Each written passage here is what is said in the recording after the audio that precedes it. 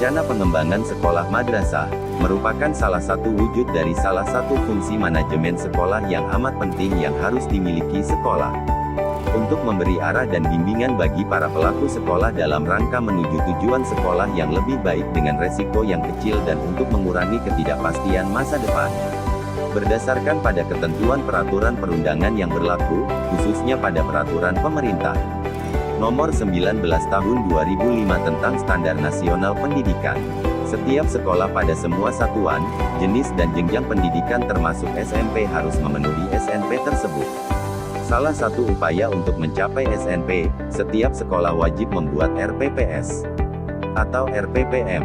Rencana Pengembangan Program Sekolah atau Madrasah adalah sebuah dokumen perencanaan yang dibuat oleh sekolah atau madrasah untuk mengadakan perubahan fisik dan non-fisik dalam rangka meningkatkan mutu pelayanan.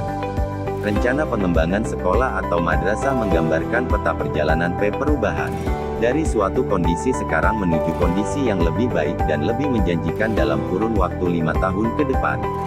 Jadi, rencana pengembangan sekolah atau madrasah menggambarkan sekolah madrasah sebagai suatu sistem dan bagian dari suatu sistem yang lebih luas yang berinteraksi secara berkesinambungan, memperoleh masukan dari masyarakat dan memberikan output kepada masyarakat, sehingga mutu pelayanan sangat tergantung dari input yang diterimanya dan proses yang dikerjakannya.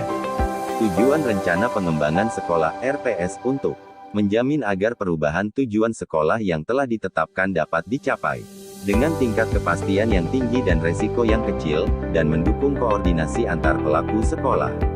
Menjamin terciptanya integrasi, sinkronisasi, dan sinergi baik antar pelaku sekolah, antar sekolah, dan dinas pendidikan kabupaten kota, dan antar waktu. Menjamin keterkaitan dan konsistensi antara perencanaan, penganggaran, pelaksanaan, dan pengawasan. Mengoptimalkan partisipasi warga sekolah dan masyarakat, dan menjamin tercapainya penggunaan sumber daya secara efisien, efektif, berkeadilan dan berkelanjutan. Sebagai dasar ketika melaksanakan monitoring dan evaluasi pada akhir program, terdapat 5 prinsip yang harus diperhatikan dalam rencana pengembangan program sekolah madrasah, yaitu mengacu pada tujuan, artinya rencana pengembangan harus disusun berdasarkan tujuan yang ingin dicapai. Dapat dilaksanakan, artinya dapat dilaksanakan dengan kondisi tenaga, sarana dan dana yang ada atau dapat digali. Jadi, rencana pengembangan harus realistik, sesuai dengan kondisi dan potensi setempat. Menyeluruh sebagai komponen yang saling terkait. Jika salah satu komponen diubah, komponen lain akan terpengaruh. Misalnya, jika untuk meningkatkan NEM, jam pelajaran ditambah, maka komponen guru, ruang kelas, anggaran, dan daya tahan siswa akan terpengaruh. Integrated artinya terpadu. Setiap komponen atau bagian, orang yang terkait harus dirancang dapat saling mendukung. Efektif dan efisien.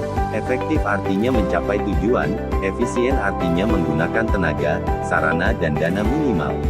Agar efektif, rencana pengembangan harus benar-benar diarahkan untuk mencapai tujuan yang telah ditetapkan.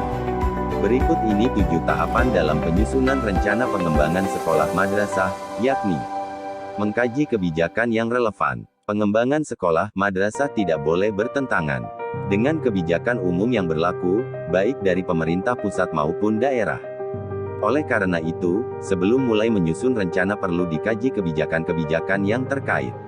Sebagai contoh dalam meningkatkan kualitas pendidikan tidak mungkin kita menggunakan kurikulum selain kurikulum yang berlaku, karena kebijakan Depdikbud menyatakan kurikulum berlaku secara nasional.